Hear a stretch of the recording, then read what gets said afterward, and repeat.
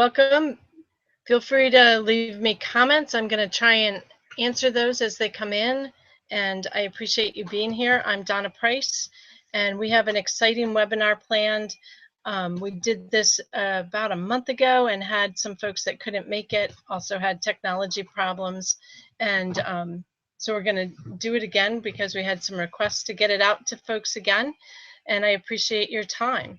And so let's get going.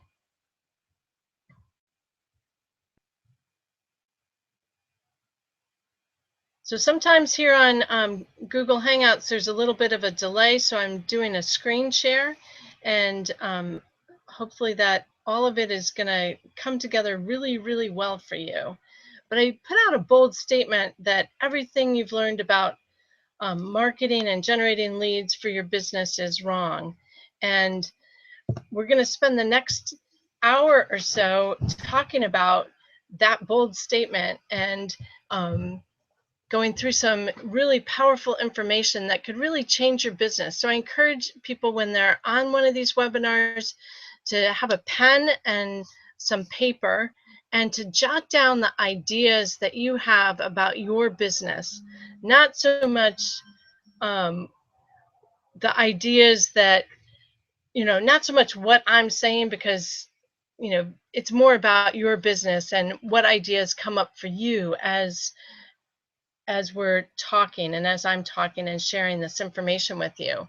So a cup of tea is great, or a glass of wine if you like a glass of wine, and just relax and have some fun with this. And I know that you're going to get some great ideas.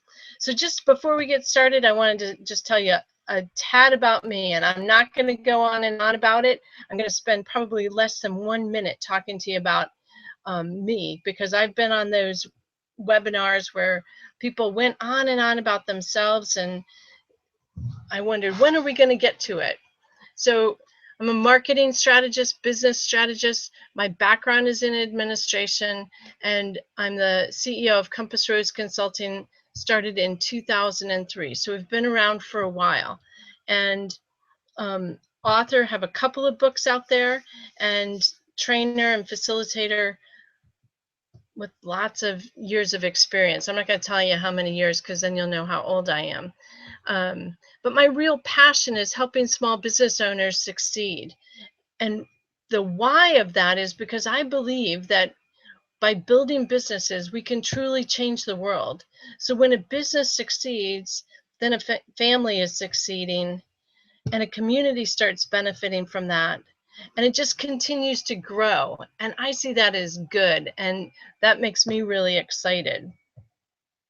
Just wanted to show you a picture of my new book that was just released a couple of weeks ago. You can get it on Amazon now, or you can get it directly from me, of course. How to Market Your Dream Business to Create Your Financial Freedom.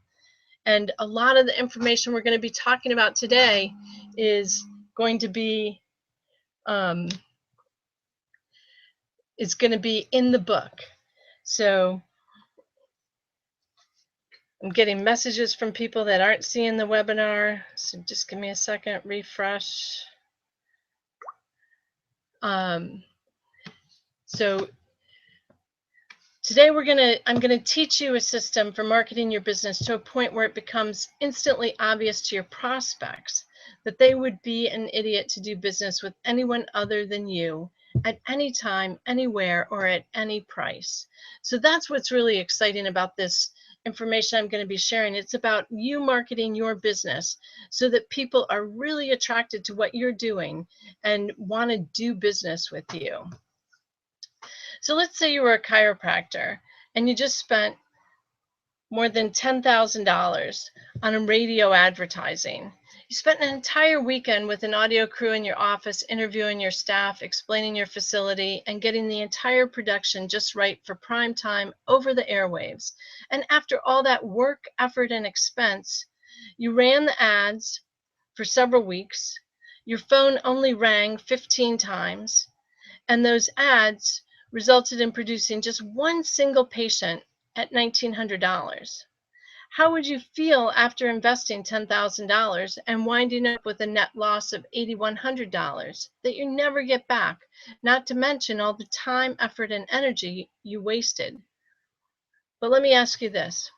What if you could take just $1,300 of that marketing budget, and just by changing what your radio ad says, instead of getting just 15 calls, resulting in only one sale, you could generate 137 calls, close 37 of those calls into brand new paying patients, each worth an average of $2,500. And you pocket a cool $92,500 for your trouble. That's what's called getting more results, making more money for the same time, the same money, and the same effort spent. What if we could systematically do this for you? Well, let me show you how to leverage what you're already doing, and how you too can get those same exact results for your business just by changing the way you do all of your marketing and advertising. And I'm not talking about radical changes, just simple, common sense changes that enable you to exponentially leverage your marketing's results. That $10,000 marketing budget the chiropractor was spending remained the same whether they were getting 15 calls or 137 calls. I'm going to share with you exactly how you can accomplish these same results with your marketing, and in the process dominate your entire industry. So let's get started. In this short presentation, I'm going to teach you how to leverage with your marketing, meaning simply that you'll make more money for the same time, the same money, and the same effort. It's not moving. Why will this enable you to dominate your local market? Simple. Most businesses simply don't know how to do this. They don't understand the tremendous untapped potential that lies within their marketing. Most businesses today spend money on marketing and advertising, then decide that whatever results they get from that marketing is probably about as good as it's going to get.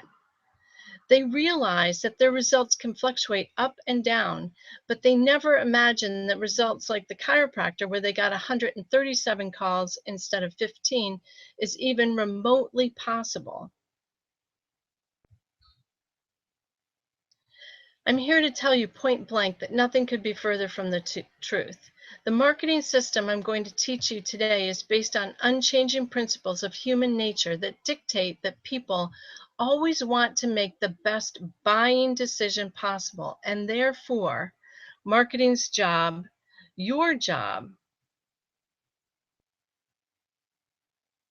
is not to yak incessantly about how great you are or how low your prices are. Your job is to position your prospective buyers so they have total control over the decision-making process, based on them having enough quantity and quality of information to determine that they're receiving the most value for the price they pay. The system I'm going to teach you is truly a breakthrough in marketing and advertising, yet it's simple and easy to understand. We have thousands of client successes to prove that this works literally every time it's implemented properly, regardless of what business or industry you're in. I'm going to introduce you to some very common sense principles of marketing that you'll be able to instantly validate and embrace. Principles that will give you a clear vision of what your marketing is supposed to look like, and just as importantly, what it's not supposed to look like. I want to show you the fundamental formulas and strategies to not only make your marketing work better, but to enable you to create what we call competition crushing marketing. I want you to see how powerful all of this is, allow you to comprehend what the possibilities are for your business, and what a significant advantage you'll hold over your competitors when you implement it. So let's get started. There are two main components to any marketing plan. strategic marketing, and tactical marketing. Strategic marketing is the content of your message. It's what you say and how you say it, including the concepts that you choose to focus on, the words and images you use to communicate those concepts, and the tone in which the message is delivered. Tactical marketing, on the other hand, has to do with the execution of the strategic marketing, such as placing ads, building a website, attending trade shows, and things like that. If I ask a business owner about their marketing plan, the answer almost always comes back in terms of tactical marketing. They send direct mail, run radio ads, create a website, and those kinds of things. But the key to effective marketing is to master the strategic side, not the tactical. What you say in your marketing and how you say it are almost always more important than the marketing medium where you say it. Both are important, of course, but the real leverage is in the messaging itself, and that's the strategic side of marketing. In fact, when a marketing campaign bombs, the tendency is almost always to blame the marketing medium, like the TV or radio, which is the tactical part of the plan, without any regard to how good or bad the strategy behind that marketing piece was. During this presentation, you'll learn how to say things in a way that will make a profound difference in your marketing results. This system has been successfully implemented in over 400 different industries, including business coaches, social media consultants, contractors, business brokers, accountants, financial companies, retail stores, real estate companies, home builders, restaurants, software companies, doctors, dentists, remodelers, internet companies, manufacturing companies, and anything and everything else you can think of. We've used it to help a $10 per hour dog walker build his business over $500,000. Our revolutionary new lead generation system works with all sizes of businesses, from startups clear up to Fortune 500 companies. But our true passion lies in working with small businesses averaging $2 million in revenue and below. This system will let you finally quit competing on price and start selling your product or service for what you're really worth. You'll drive in more leads and often see an increase in your advertising response by 2 to more than 100 times. You'll also convert a higher percentage of those leads and make your salespeople into superstars. You'll increase the amount of your average sale, and your list of clients that pay, stay, and refer will increase significantly. In short, you'll get a bigger bang for your marketing buck, but maybe best of all, you will finally have total control over your marketing and lead generation results. So let me ask you one simple question. What is the actual purpose of marketing? I mean, what is marketing really supposed to do? Well, in a nutshell, marketing is supposed to help facilitate your prospects' decision-making process. There are prospects out there that need to buy what you sell. Sometimes they need to be educated first to the fact that they need to buy what you sell in the first place. And other times they already know that they want it, but they need help deciding who they should buy it from. Often they think they might want what you sell, but they have questions and concerns that need to be overcome before they'll pull out their credit card or their checkbook. But consider this. Because these prospects are not experts in what you do, or their exposure to what you sell is quite low, they don't really know the relevant issues surrounding the purchase. They don't know how to make the best decision. They can't tell the difference between the best deal and a major mistake, which leaves an opportunity for you to provide them with this information and then guide them through the buying process. So let's consider an example. Throughout your life, how many sunrooms have you ever bought? Have you bought 5, 2, 1, Or like 99% of homeowners, 0.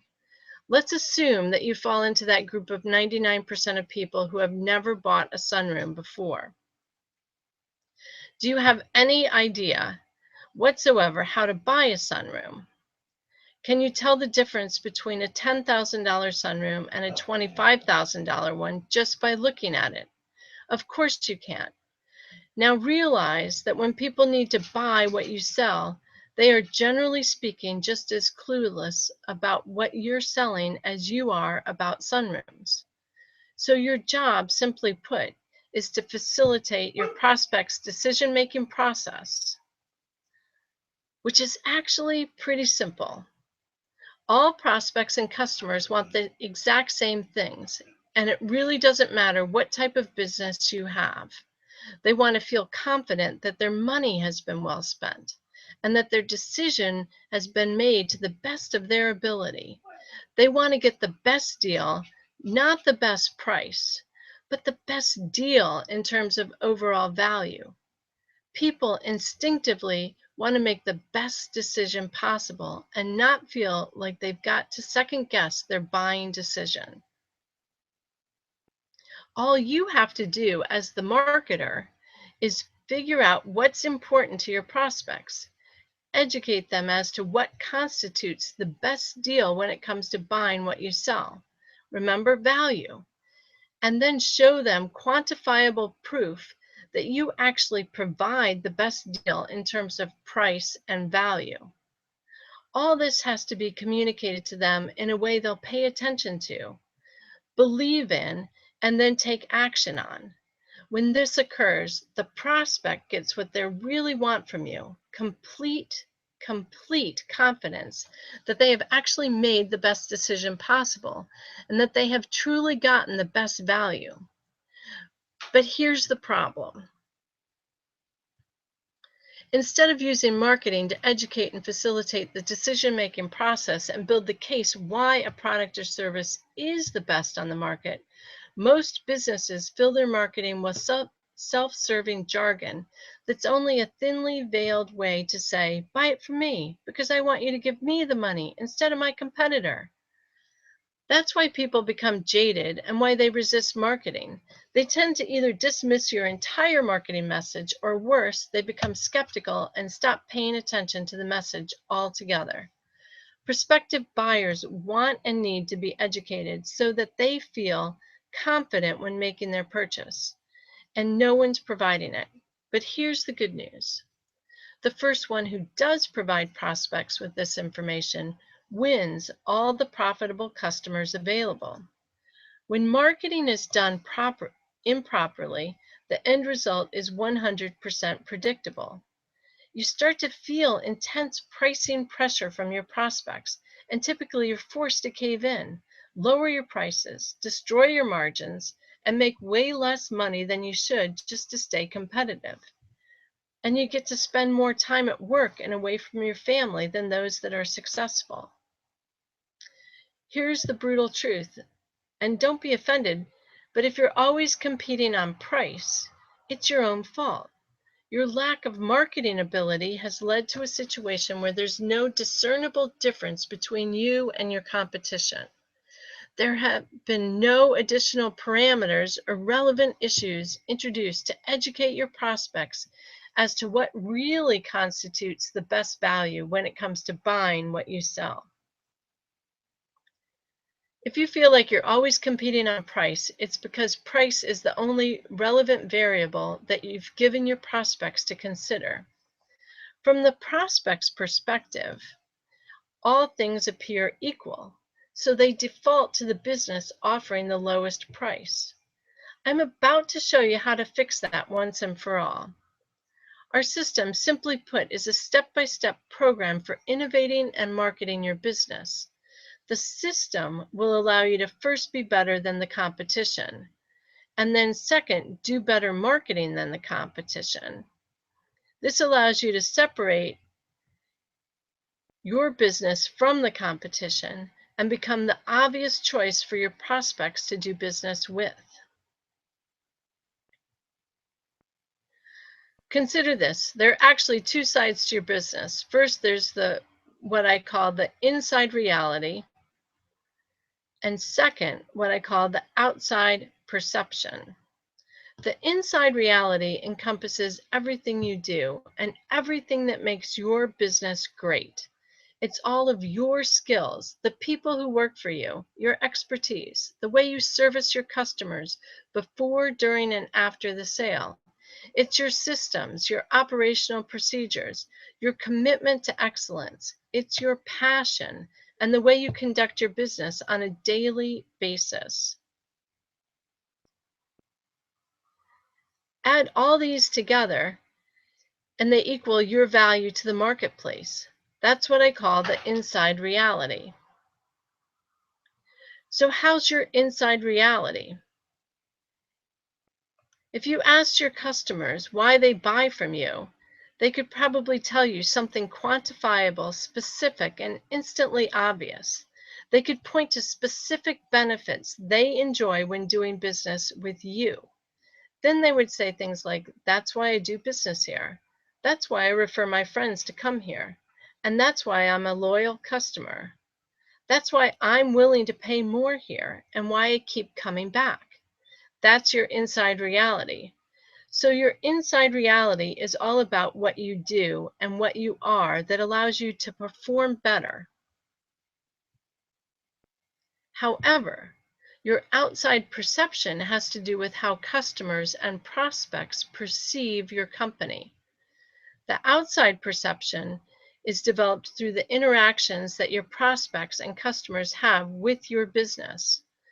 Your customers will draw on their past buying experiences with you to form the outside perception of your business. But here's the problem. If you provide unmatched and unequaled customer service, and your customers absolutely love you, none of that matters to your prospects if, number one, they don't even know you exist as an option, or number two, they see your marketing and advertising, and because of your inability to market your business properly, their perception is that you're no different, no better, no worse than your competitors.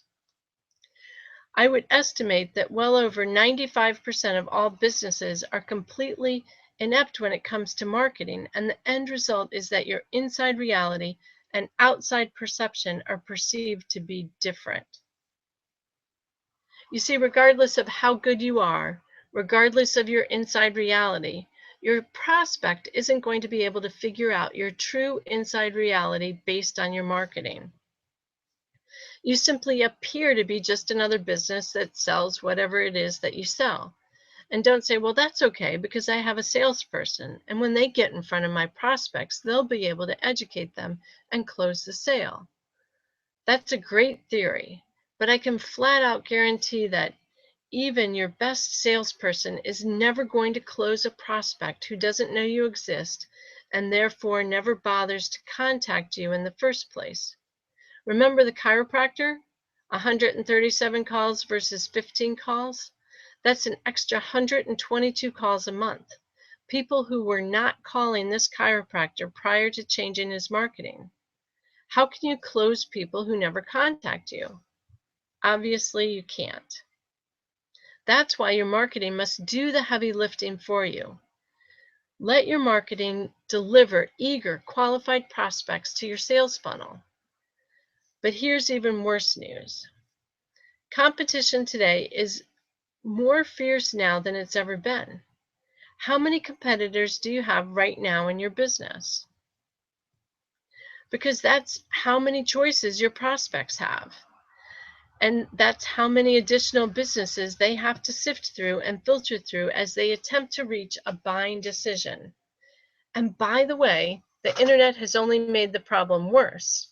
Have you noticed lately that everyone's going bonkers for online marketing, SEO, pay-per-click, Facebook, social marketing? And rightfully so.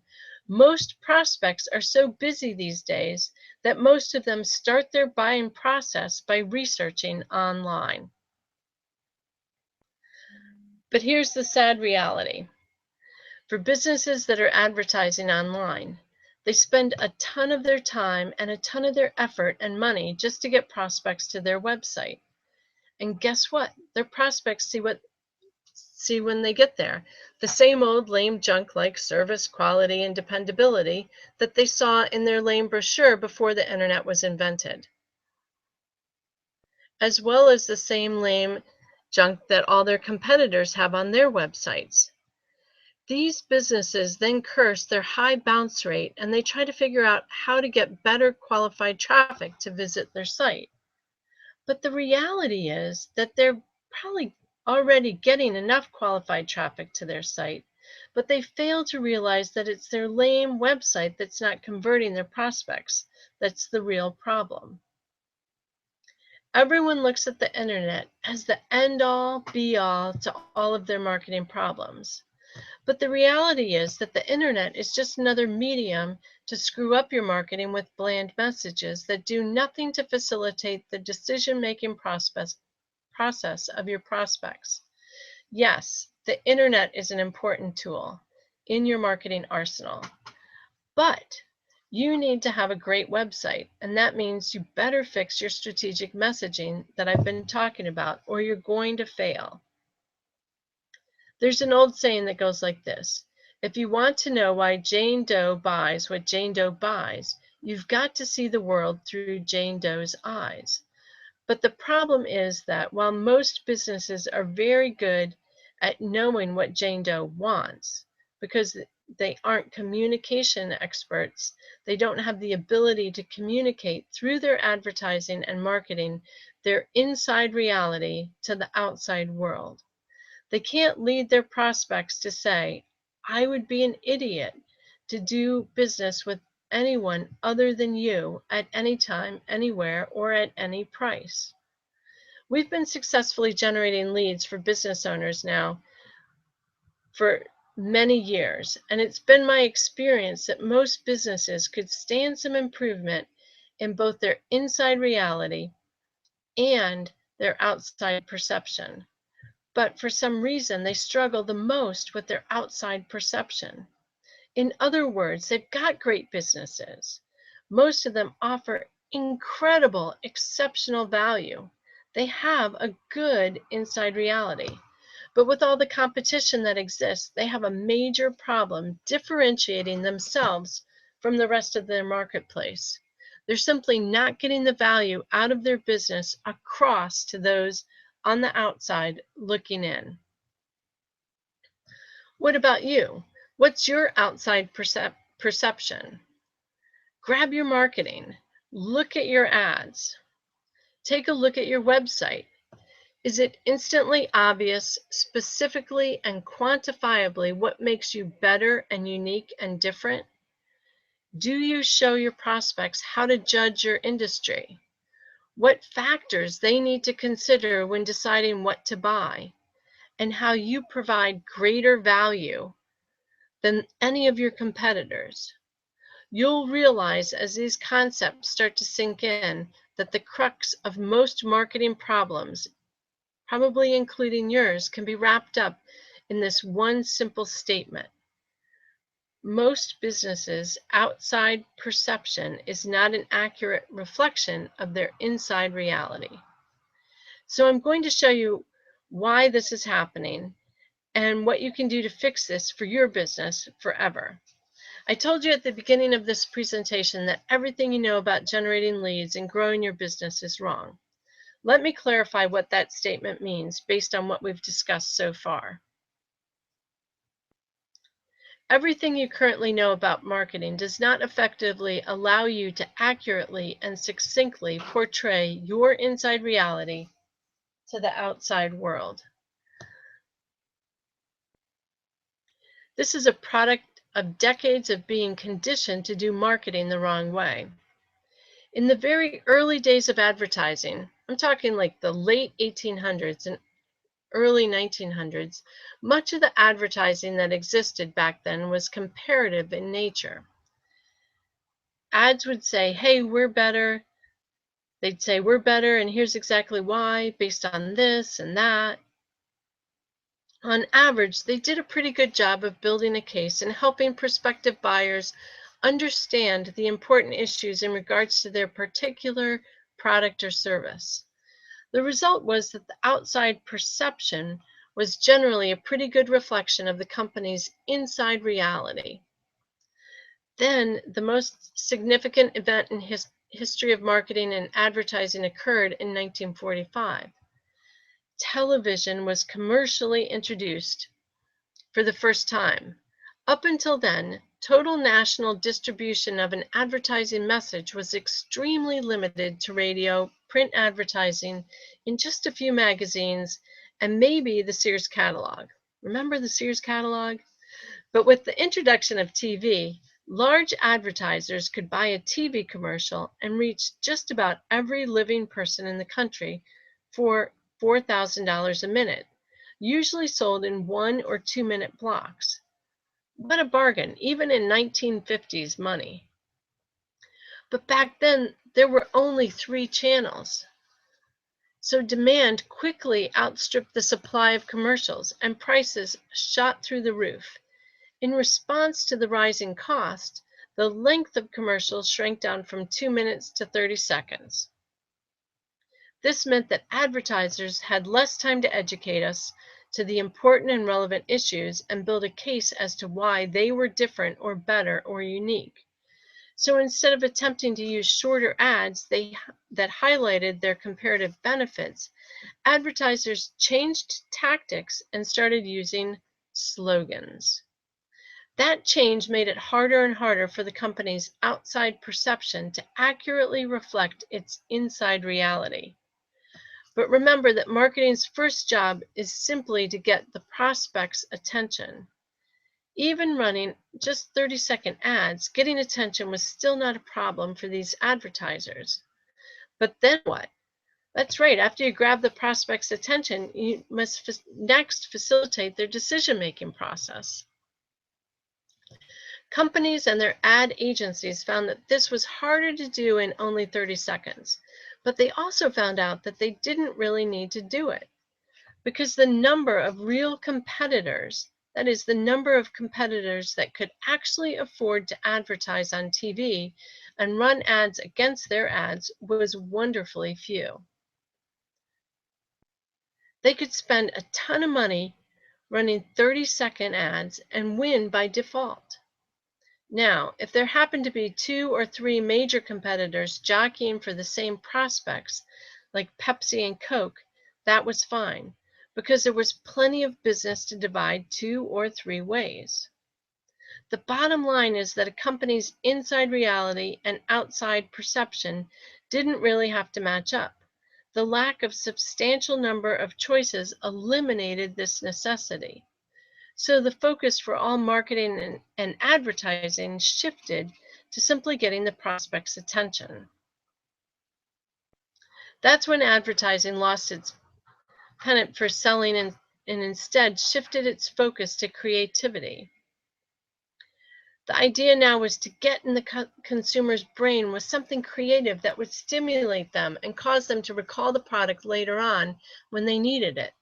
That's when slogans became the de facto marketing standard that is still in use today. 15 minutes can save you 15% or more on car insurance. Breakfast of Champions.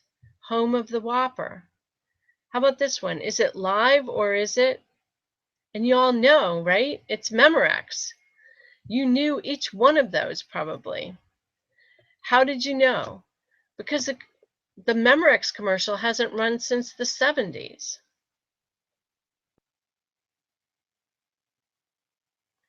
This new creative approach took over advertising as we know it, and it soon began to filter into all other advertising media, including radio, Google AdWords, newspaper, magazine, billboards, yellow pages, websites, you name it.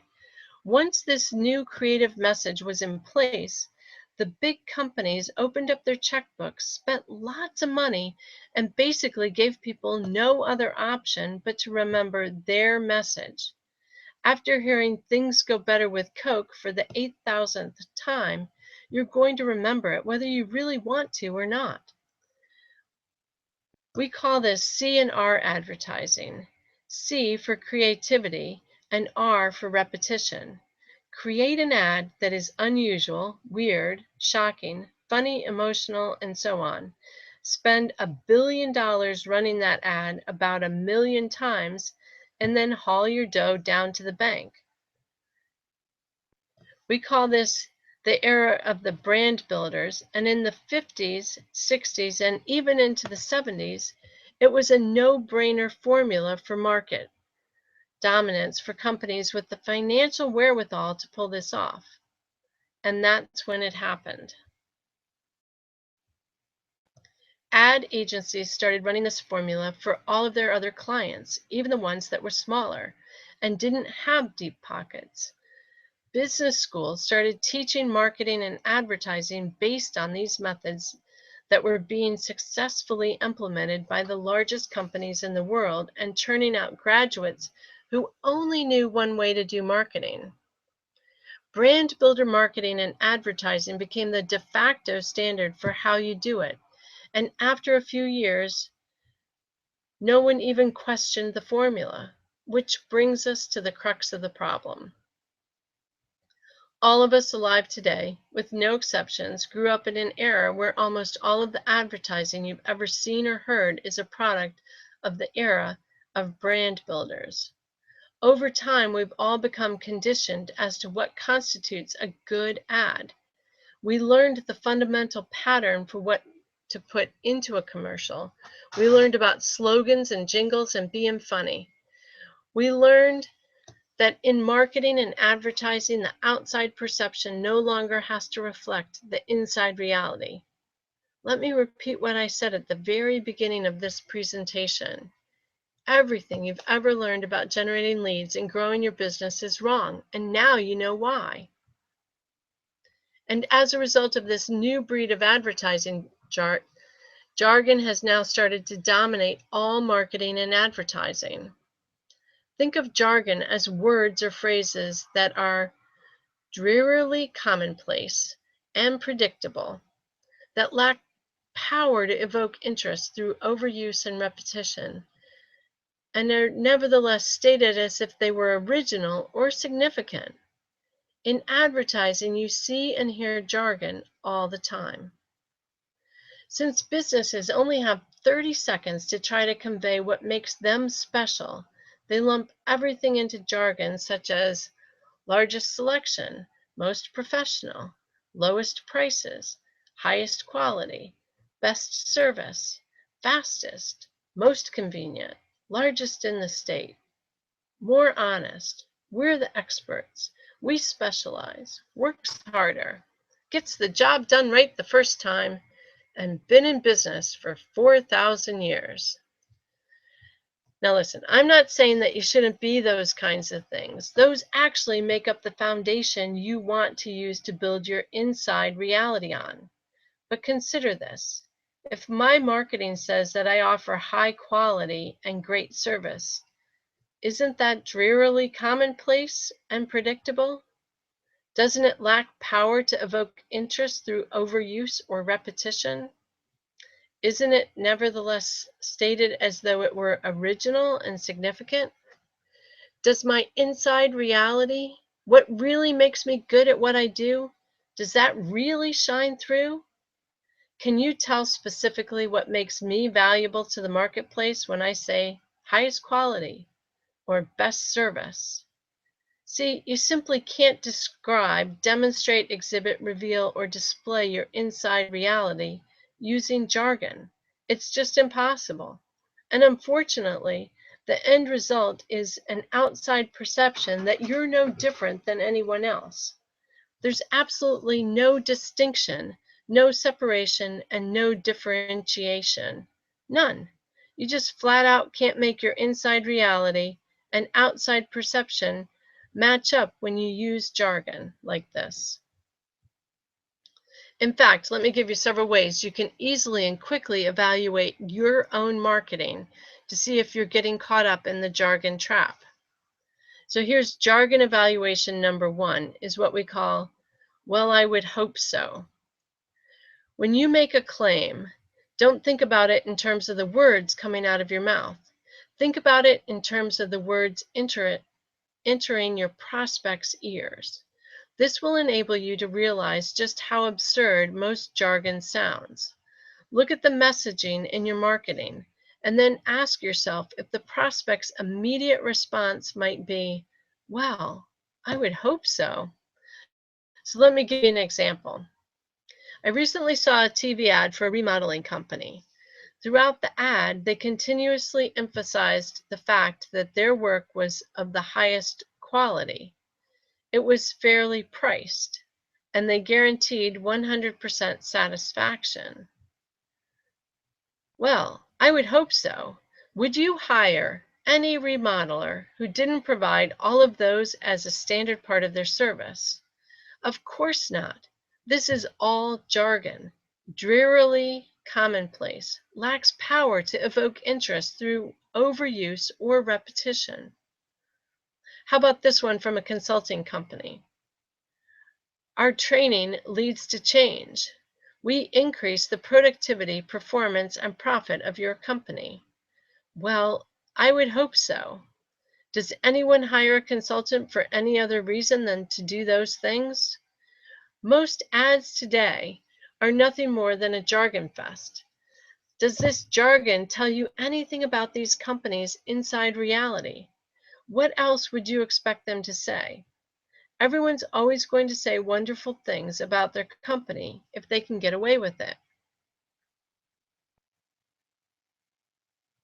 The problem is that if your company has an exceptional inside reality and you're using the same jargon as everyone else, then the outside perception is that you're all the same. And that's when prospects default to the company offering the lowest price. Price now becomes the only determining factor. When you use this simple evaluation, just ask yourself openly and honestly why anyone would choose you over the competition. Then evaluate your answer against the, "Well, I would hope so" evaluation. And finally, check out all of your advertising and marketing materials, including your website and business card. Do they pass the "well, I would hope so" evaluation, or are they all chock full of jargon? If they fail, then you know you need to make some changes. Let me provide you with the second evaluation technique. It's called the "Who else can say that?" This is similar to the first evaluation technique, and it's also a product of the era of the brand builders. Pay very close attention to this one. Stop thinking in terms of who else can do what you do. Instead, think in terms of who else can say what you say. Because the answer, unfortunately, is usually anybody and everybody can say what you say. I know of a kitchen remodeler that ran by far the most impressive remodeling company in the community. Every member of the crew had at least 15 years of remodeling experience. They were all certified subcontractors. They had won multiple industry awards. They were the only kitchen remodeling company that provided not only a full satisfaction guarantee, but also a 10-year material and labor warranty on everything they did. They left the job site every night cleaner than when they had first arrived. They also guaranteed they could remodel any kitchen in no more than 5 days, half the time of their competitors.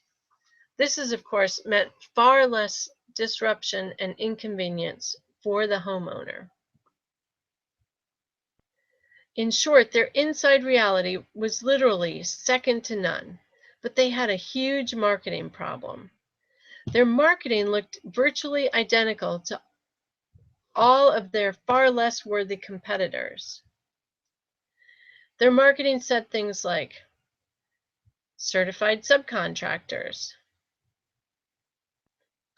guaranteed satisfaction, and then a long laundry list of the work they performed, such as new cabinets installed, complete kitchen remodeling, and so on. Oh, and get this, they accept MasterCard and Visa. Well, I would hope so. But then ask this question, who else can say that? When the owner of this remodeling company was asked that very question, he got really defensive. He said, "There's no other remodeler that can begin to match the work we do. Our subcontractors are far and away the best there is. No one, and I mean no one, can say what we say." Understandably, this contractor was extremely passionate and protective when it came to the superior company he had worked so long and hard to develop over the years. So finally, to try to get to the point across to him, he was asked to pull up the website of his 5 biggest competitors and see what all of them were saying on their homepage. Let's just say that his jaw hung open for about 2 minutes straight before he finally pointed at the screen and said, "Oh my gosh, look at this other company's website. I know this guy. He's terrible, but his site says the exact same thing as mine. In fact, I think he copied my site word for word." He looked at the other remodelers and saw that all of their websites were virtually identical to his. So remember, it's not who can do what you do, it's who can say what you say. And if your marketing is full of jargon, then sadly, that answer is all of your competitors can. Let me give you one final jargon detection evaluation. It's called the Scratch Out Write In test. Take a look at your brochure, advertisement, or your website, whatever you want to look at. Now scratch out your name and write in your competitor's name. That's it. If the marketing is still valid, if the website still conveys the same basic message, if there wouldn't need to be any additional changes, then guess what? You just failed the test. This evaluation can be very revealing. Most businesses discover that they run fairly high on the jargon meter. You may find that your inside reality, excellent as it may be, is nowhere to be found in your marketing messaging. It's all but lost in a sea of jargon and completely invisible to your prospects. So, is this making sense to you? Is it evident that this might be a problem for you now, and a tremendous competitive advantage if you could figure out how to fix this for your own business? So let me show you how to fix this. Let me explain how you can follow a very simple process we call the conversion equation. And when you do, you will eliminate jargon forever. I'm going to show you how to become a communications powerhouse. Make your outside perception become an excellent reflection of your inside reality, and finally begin to get the results from your marketing that you should be getting. The conversion equation has 4 main components. Let me start with a brief introduction, and then I'll go into more detail. The first component of the conversion equation is called interrupt. This is simply the process of getting qualified prospects to pay attention to your marketing. This is often accomplished by affecting the prospect emotionally. Sounds simple enough, doesn't it? Unfortunately, it's a lot more difficult to pull this off in real life, unless you understand what you're about to learn here. The second component is engage. Once the prospect is interrupted, it's critical to give the reader the promise that information is forthcoming that will help the prospect make the best decision possible, or in other words, facilitate their decision-making process. This is also best accomplished on an emotional level. The third component is educate. Once you've interrupted and engaged the prospect, you have to give them information that allows them to logically understand how and why you solved that emotional problem. This is accomplished by giving them quantifiable, detailed, specific, inside reality information. This turns the corner from an emotional sell. Remember, you interrupted and engaged them based on emotional hot buttons. to a logical cell. This is easy to do if you just follow this conversion equation. And the fourth and final component of the conversion equation is the offer. Now the prospect has been interrupted based on problems that are important to them emotionally, engaged by the promise of a solution to that emotional problem, and they've examined the educational information that makes your solution to that emotional problem real and believable. So the last step is for you to give that prospect a low, or better yet, no risk way for them to take the next step in the sales process. This could be accomplished by offering a free marketing tool such as a report, brochure, seminar, audio, video, or something similar that educates them even more, so the prospect feels in complete control of the decision-making process. This conversion equation follows the formula for what marketing is supposed to do in the first place. In fact, at this point, we can simply say that marketing's job is to interrupt, engage, educate, and offer. Remember earlier we discussed that if you want to know why Jane Doe buys what Jane Doe buys, you've got to see the world through Jane Doe's eyes, right? Well, I would submit to you that if you want to know what Jane Doe sees, you'd better first understand how Jane Doe's brain works, how it processes information and makes decisions. To understand this process, there are three major concepts that I need to teach to you. Three concepts that no one else in the world of marketing understands, but three concepts that will make all the difference in the world in your marketing's effectiveness and, more importantly, in your company's profitability.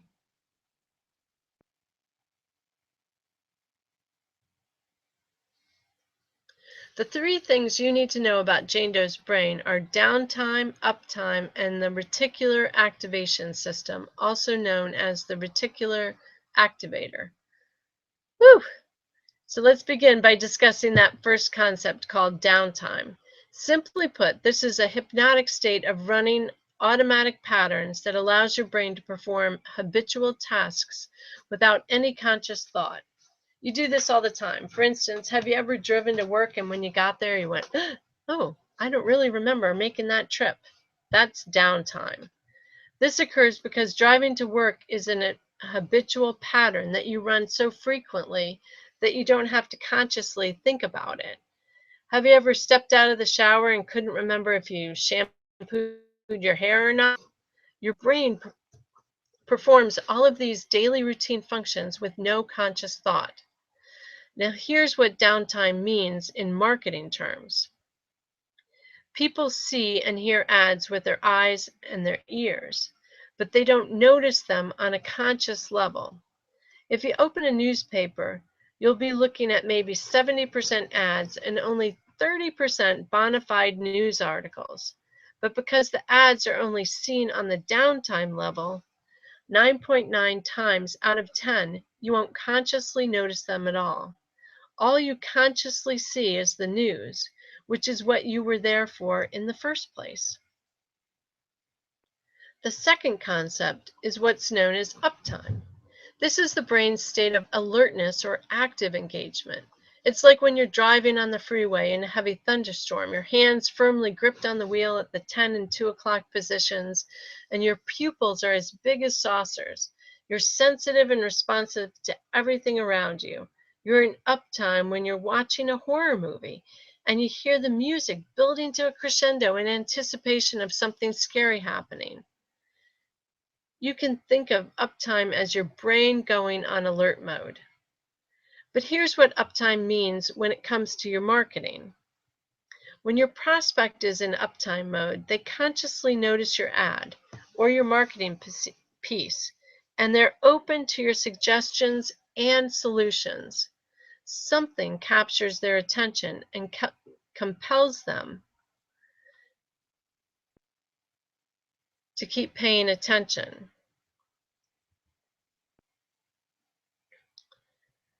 Sorry, I just had to take a breath there. The key to marketing is to get your prospect out of downtime, so paying attention, and into uptime.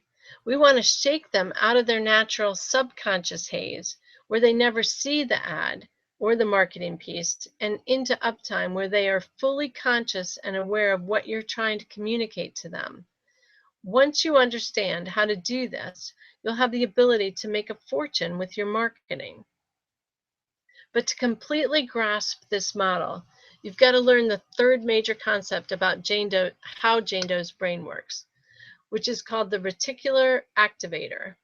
The reticular activator is the part of your brain that's on the lookout 24 hours a day, 7 days a week, even when you're asleep.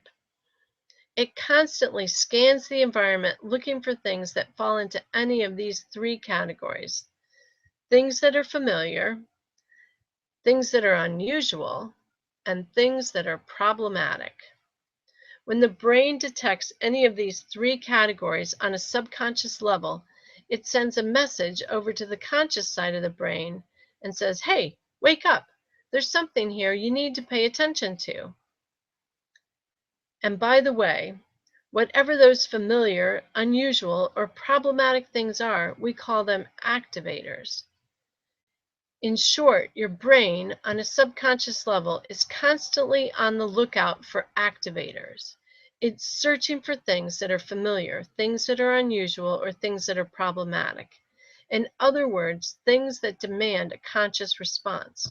Whenever it finds one, it pokes your conscious brain and snaps it out of downtime, sleep mode, and into uptime, alert mode. Let me give you an example of the raw power of your own reticular activator. And please don't get mad at me for what I'm about to do to you. But I'm going to permanently embed this example directly into your reticular activation system.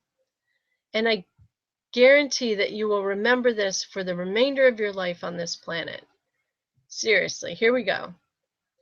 I'm certain that at some point over just the past several weeks, you have glimpsed a FedEx truck making its deliveries. FedEx has been in business since June 18, 1971. That's a lot of years those trucks have been driving around town. So let me ask a question. How many times have you seen those FedEx trucks? Over the 40+ years they've been in business, I would wager to say you have seen their trucks a minimum of 1,000 times.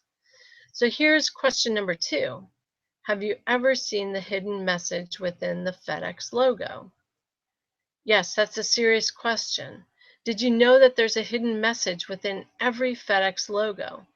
If you're saying right now that's impossible, you've seen that logo thousands of times and you certainly would have noticed a message in there at some point in time, then join the crowd. 99% of the population have never seen that hidden message. So ready for me to tell you where it is? Next time you see a FedEx logo, look between the E and the X in FedEx and you will see an arrow pointing to the right. It's as plain as day, and yet very few people have ever detected it over all these years. And guess what? That logo was specifically designed that way from the start. It isn't just something that happened by coincidence. When the designer created it, almost no one sees it, but guess what? You will now see it every single time you look at that logo. Why? Because now that I have drawn your attention to it, coupled with the fact that you had no idea that it was there before, the next time you see that arrow, your brain will perceive it to be unusual. And that automatically triggers your reticular activator. Remember, things that are familiar, unusual, or problematic, poke your brain and make it pay attention through your reticular activator. But guess what's going to happen next? Now that you know the arrow is there, every time you see that FedEx logo, your brain will immediately seek out that arrow. And as you observe it over and over, the arrow will move from being unusual to being familiar. And in both of those cases, guess what else happens? You will only notice the arrow for a second or two because your brain activates when it sees it, moving you from downtime into uptime. But since the arrow isn't really relevant or important to you, your brain quickly reverts to downtime. So what does all this have to do with marketing then? The short answer is everything. Understanding what wakes people up so they pay attention is what's going to get our marketing message past the interrupt stage and onto the engage stage. And when we engage your prospect, we've just increased our chances of selling to the people you're trying to engage by 1,000%. This is going to solve the problem that every other marketer hasn't been able to figure out, which is not just getting them interrupted, but also getting them engaged. Not just finding any old activator, but finding the right activator. Any idiot can simply interrupt people. In fact, that's actually very easy to do. The so-called marketing gurus over on Madison Avenue do it all the time. Those guys and gals prefer to use activators that are based on things that are familiar and unusual because they're easiest to pull off. Have you ever noticed how many different kinds of animals you see in advertising? That's because animals are familiar and likable, and the idea is that those animals will interrupt you by poking your conscious brain when they're detected by your reticular activator. Aflac has the duck, Geico has the gecko, and Coke has its polar bears. You constantly see dancing elephants, talking dogs, and finicky cats. All of these animals have good interim value based on their familiarity. That's also the major reason that big advertisers use celebrities. Familiarity. And what about activators based on unusual things? Well, that's what creativity is all about. Creativity's main purpose in advertising is to dream up something so weird, so strange, so shocking, so unusual that it'll snap you out of downtime and into uptime, otherwise known as interrupt. But here's the key. Here's what no one else seems to understand, and what just may be the most important thing you'll learn in this presentation. Once the brain is activated, once it's been broken out of downtime and into uptime alert mode, it wants to be engaged.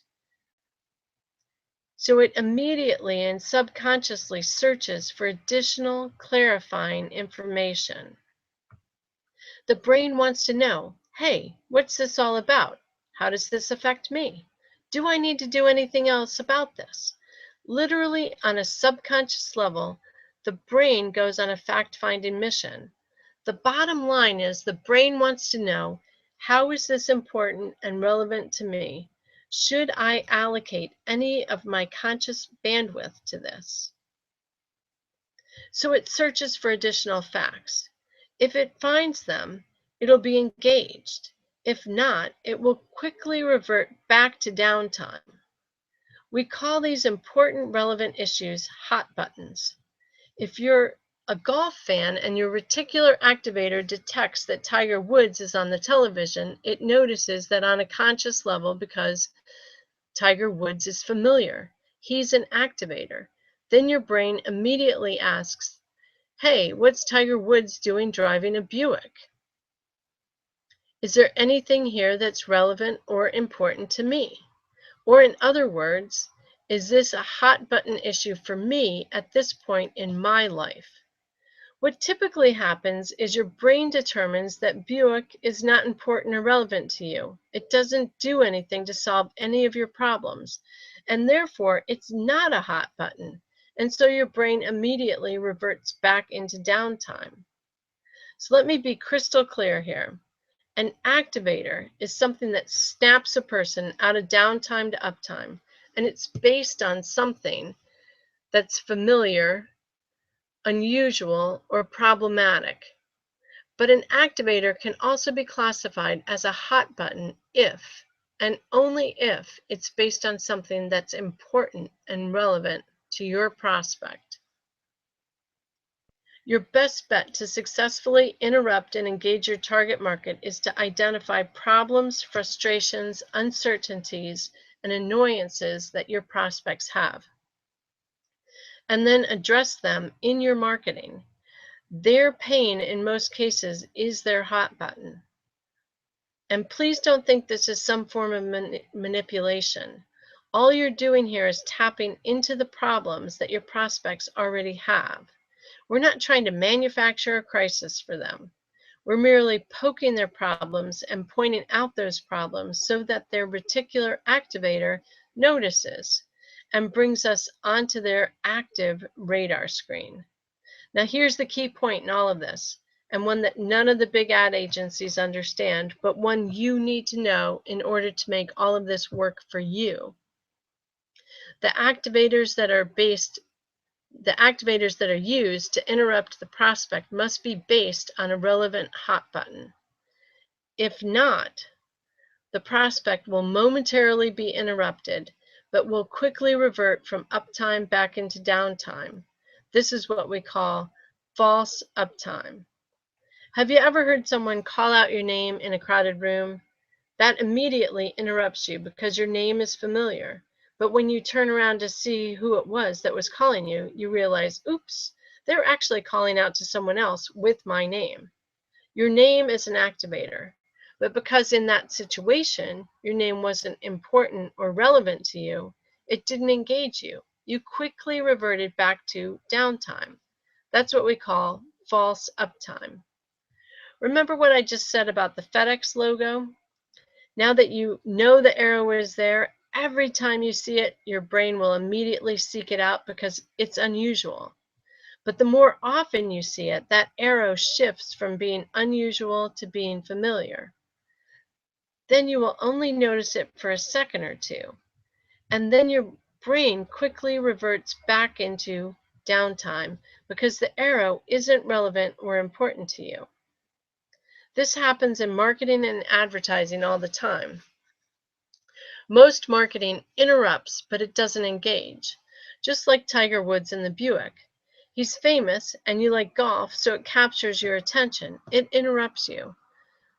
But when you find out that it's not based on anything that's important to you, when there's nothing relevant, nothing that solves some problem that you have, you quickly revert to downtime. This is one of the things that almost no one understands, and one of the main reasons everything you've ever learned about marketing is wrong. You've been conditioned to believe that as long as you've interrupted the prospect, that's it, good enough, job done. But you have to realize that if you only interrupt the prospect, that's only 1/4 of the conversion equation. You've got to include all 4 components: interrupt, engage, educate, and offer to get the maximum results from your marketing and advertising. Now, when it comes to actually writing the marketing, we typically like to portray the hot buttons in the form of headlines. The headline is the first opportunity you have to interrupt Jane Doe. You've got maybe 1 or maybe 3 seconds max to interrupt the prospect. So you'd better make sure that the headline has the activators in it, and that those activators are based on things that are important and relevant to that prospect. Remember, hot buttons, words and phrases that describe problems or frustrations that the prospect is feeling so that their reticular activator latches onto them and snaps them into uptime. In print advertising, magazines, newspapers, yellow pages, and so forth, the form of the headline is obvious. In radio, the headline is the first sentence they hear. On Google AdWords, it's the first bit of text that you read. On television, it's the first thing that you see and hear. In brochures, business cards, other marketing collateral, and your company website, it's the first thing the prospect sees. So let me give you 2 quick examples. First for a daycare, and second for a child psychologist who works with kids with behavioral problems.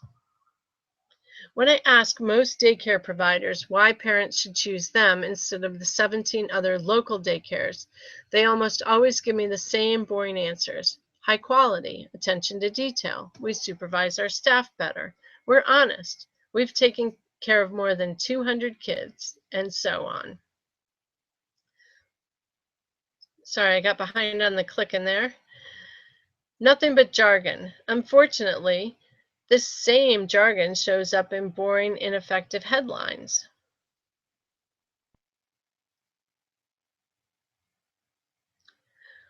For instance, when I looked at the marketing of various daycares, they said things like this: safe, nurturing, and creative environment. Optimize your child's development. Acclaimed by thousands of parents. Accredited by industry professionals. A leader in early childhood care and education. Those were all real headlines from real ads, jargon and more jargon. All speak to the daycare, not to the prospect. You could place the word "we" in front of all of that jargon and it would fit perfectly. We optimize your child's development. We are acclaimed by thousands of parents. We are accredited by the industry professionals.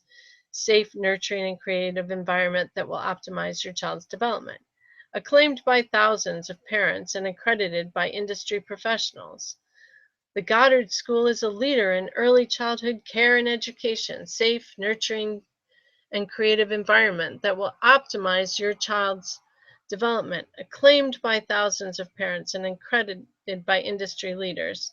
And it goes on and on. Prospects don't care about the daycare, they care about themselves and their kids.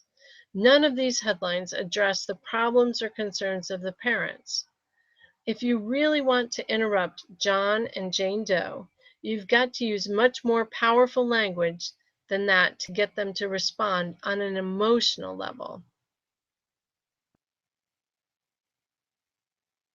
How about the headline to effectively communicate the concept of a safe, nurturing, and creative environment? Ever felt like your daycare treated your child like a number instead of a little person? Or how about this one?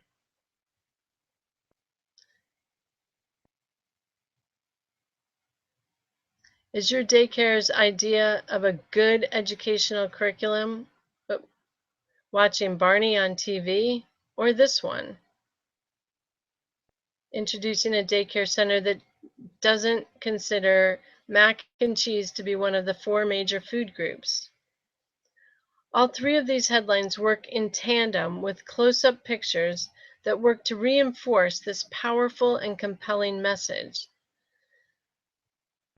That headline that said, "Ever felt like your daycare treated your child like a number instead of a little person," next to it is a 4-year-old child sitting in the corner with his head buried in his hand crying. Talk about powerful, emotional, compelling. Talk about interrupting. See how these headlines speak to the issues of the prospect instead of the daycare? See how they reflect a fanatical attention to detail that is the foundation of this daycare's inside reality? Of course, because it's obvious.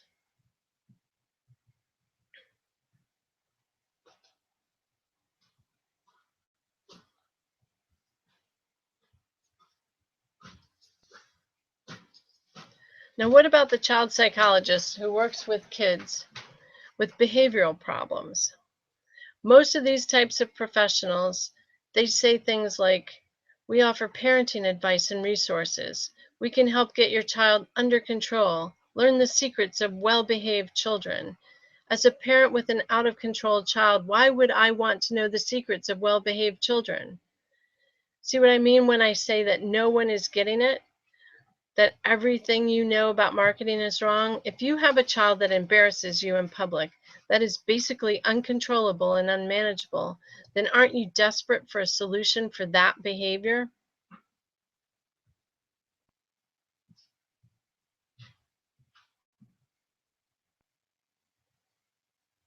So what if the child psychologist used this headline? Are you sick and tired of the yelling, screaming, belligerent attitude of your child?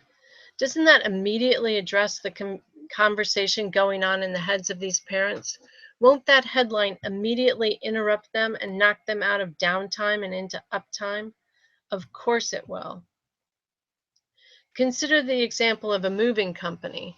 Most movers' ads and websites have headlines that say something brilliant like moving. Most of them have their company name for the headline along the top of their website and marketing material. Or local and long distance. Why in the world would you ever say something like that?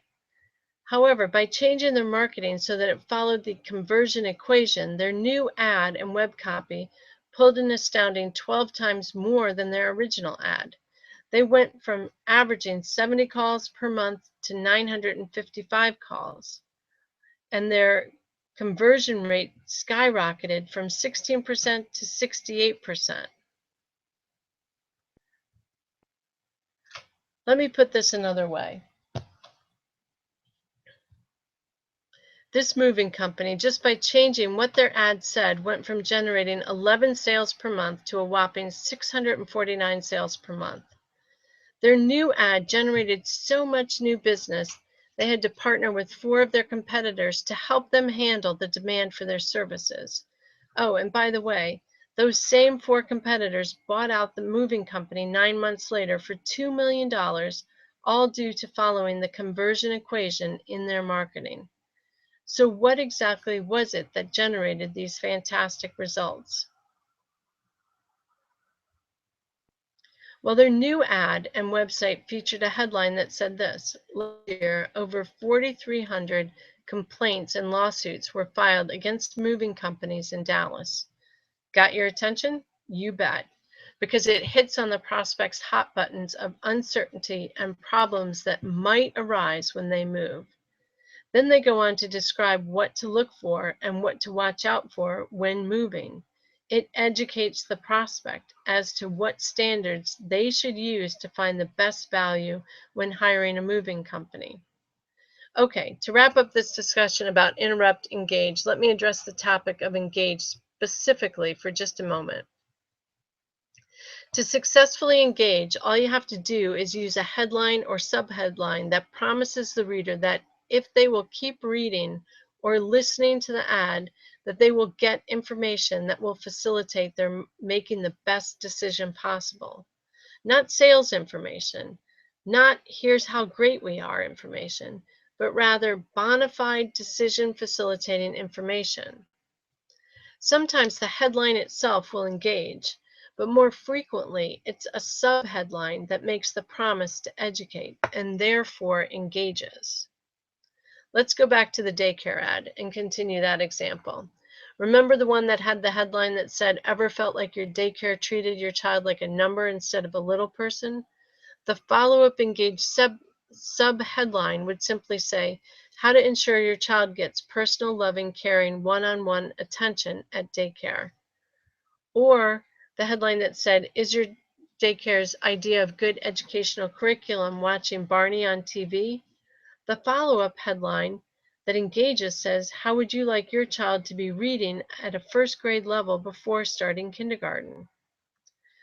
In both cases, these subheadlines clarify the first headline and let the reader know that if they keep reading the ad, they can expect to find specific details regarding each of these major hot button issues. In short, these subheadlines engage. The child psychologist that used the headline, "Are you sick and tired of the yelling, screaming, and belligerent attitude of your child?" His subheadline said this: "Now you can discover the secrets to controlling your child and instantly restore peace and quiet in your home." Show me just a parent experiencing this sort of behavior from their own child who wouldn't immediately respond to this ad. The moving ad, remember they had the headline last year, over 4,350 complaints and lawsuits were filed against moving companies in Dallas? It had a subheadline that reads as follows: "Ask these 15 questions to make sure that your moving company's policies, procedures, and standards will protect you from an unpleasant moving experience." So what do you think you might find if you decide to keep reading the rest of this ad or website? That's right, 15 things to be aware of and look for when choosing a mover. The subheadline engages the reader to continue reading to find out the decision facilitating information. And that brings us to the third and fourth components of the conversion equation: educate and offer. I mentioned earlier in the presentation that every marketing piece should contain a risk-lowering offer to encourage the prospect to take the next step. And that offer should generally be to receive additional information, or in other words, to further educate the prospect and to build your case. Oop. I skipped around.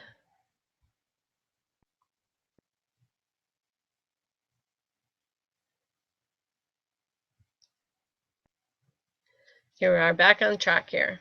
So here's the real key to success in marketing. The right offer allows you to capture a large percentage of all the future buyers in addition to those looking to buy right now. There's an educational process that the prospect goes through from the moment they begin thinking about buying your product or service to the point where they actually complete the purchase. Most marketing only caters to those now buyers who will be making a purchase decision in the very near future and does nothing or very little to educate those who are just thinking about it right now, but who might buy later. Here's the problem with that. At any given moment, the number of prospects who are ready to buy right now represent no more than 1 to 5% of all those who are ultimately going to buy what you sell. You've got 95 to 99% of your prospects who are in the thinking about it and gathering information mode. But when they're attempting to gather information, you don't give it to them. This is where the fourth component of the conversion equation becomes absolutely huge. Your offer gives you the opportunity to provide additional educational information to the gathering information mode prospects. And in the process, capture valuable information about who these people are so that you can proactively market to them on an ongoing basis. This allows you to take total control of your target market. The daycare that we've been talking about makes a perfect example of this. How many of the parents that see that ad for daycare remember the one that says, "Ever felt like your daycare treated your child like a number instead of a little person?" Or the one that said, "Is your daycare's idea of good educational curriculum watching Barney on TV?" Remember those? How many of those readers do you think are ready and waiting to relocate their kid from their current daycare to this daycare, and were relieved to see this ad so they could finally make the switch? Well, my guess is maybe 1% max are now buyers. But because the headline, subheadline, and images are so powerful, because they do such a good job of interrupting and engaging, a lot more parents who are not ready to buy right this minute are going to see those ads and pay attention and be interested. These powerful ads could easily compel as many as 10, 15, or even 25% of the parents who read these ads to seriously contemplate changing daycare services. But if the ad's only offer is the typical one that most daycares put in their ads, call for a free consultation, then none of those future buyers are going to call. Why would they? If you're not ready to make a change, why on earth would you call now for a free consultation? You wouldn't. Furthermore, the ad itself is relatively limited in size. The daycare can't possibly cram their entire case with all of its associated evidence right there in the ad. It just won't fit. This is why we would recommend that the daycare provide an offer, what we would call an informational offer. What if they offered everyone who calls a free report titled 10 Things Your Daycare May Not Tell You? This report uncovers the 10 critical areas all parents must know and investigate before they place their kids with anyone offering daycare services. This revealing report compares the 17 most popular area daycares against each other in all 10 of these areas, saving the parents their time, effort, and energy when making that all-important decision as to who will watch their child. But here's the really neat part. By having this type of offer, when the parents do call in or go online to request a free report, the daycare can now capture that prospect's contact information and proactively market to them from now until forever. Then the daycare could set up what we call a drip campaign to consistently and repetitiously follow up with these interested parents and keep providing them with additional decision-making information until they finally become ready to buy. Depending on what you sell in this specific situation, there are actually 8 different types of informational offers that we create and offer your prospects. And if we want to dominate your marketplace, we've got to get your offers right as well. So hopefully all of this is coming together for you now. Interrupt, engage, educate, and offer make up the conversion equation. And that equation is literally the backbone of all the incredibly successful marketing campaigns we've ever put together. So let's go ahead and wrap this up. You can probably tell from the depth of information in this presentation that we have a bona fide step-by-step system that helps business owners just like you become financially free using superior marketing that makes your phone ring. Remember earlier I said that our system works for big Fortune 500 kinds of companies? Well, our passion doesn't lie with helping huge soulless corporations. Our passion is for you, the small business owner, who has to scrape, fight, and battle every day just to earn a living. I'm offering our system to you as a way to reach the ultimate pinnacle of life, financial freedom for you and your family, along with the ability to do whatever you want with your time and money. After all, you more than likely started your business because you have a true passion yourself for what you do. But when marketing is ineffective, owning your own business can become no more than working a poorly paying job. Compelling and successful marketing can provide you with financial freedom to pursue your real, true ambitions in life. I believe that everybody has a cause that can be more fully pursued and supported when you're financially independent. So let us help you reach that goal. We have the tools, resources, and support to help you accomplish this in record time. All I ask is if you give me a chance to show you how effective our marketing can be for your company.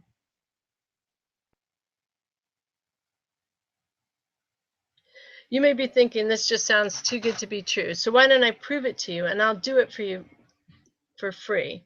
I'll prove to you that this is everything I've just said it is and more by putting a large sum of money directly into your pocket. Invest just 45 minutes of your time with me, and I'll help you find a minimum of $10,000 hidden in your business. I assure you that it's not only true, but it's a lot of fun and easy to do. My partners and I have discovered that small business owners fail to apply some very simple and easy to use marketing strategies that can unleash tens of thousands of dollars in hidden revenue in just a matter of minutes. In 45 minutes and using just 3 simple marketing strategies, I'll find you a minimum of $10,000 hidden in your business.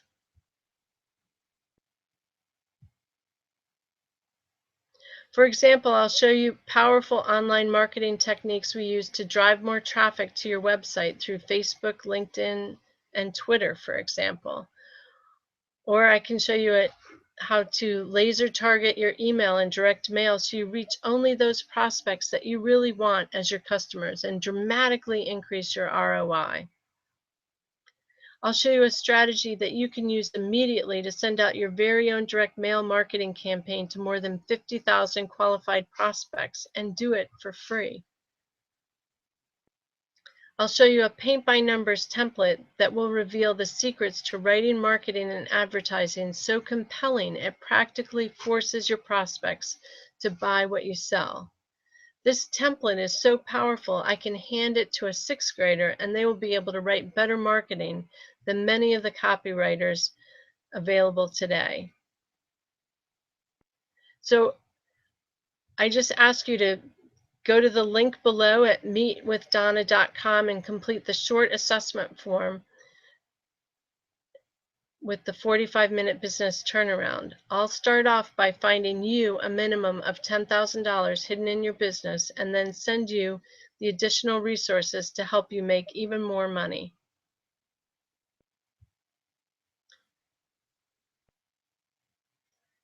So if you click on that link, meetwithdonna.com, we've got a short form to fill out. And during this 45-minute session, we can do it over the phone. So it's super convenient for you. And I want to make you 2 promises up front. During that 45 minutes, I won't try to sell you anything. The only thing I'm going to do when we speak is find you $10,000. And I promise you this $10,000 in 45 minutes is a real offer, and the $10,000 I will find you is real money. You can complete the form at meetwithdonna.com. And I want to thank you for spending a good portion of your Monday evening with me and learning about the powerful ways that your marketing can improve. I encourage you to fill out the form over at meetwithdonna.com so that we can get together and find $10,000 for your business. And I'm going to stop the screen share. If anybody has any questions, hey, how you doing? Bring myself back up on the screen. Thank you for being here. And I'm not seeing any questions. Let's check the questions. But if you've got any questions, you definitely set up that meeting with me and we'll answer any questions you have. And I want to thank you for being here. Make it a great day. And I look forward to talking with you on our next webinar. And have a great night.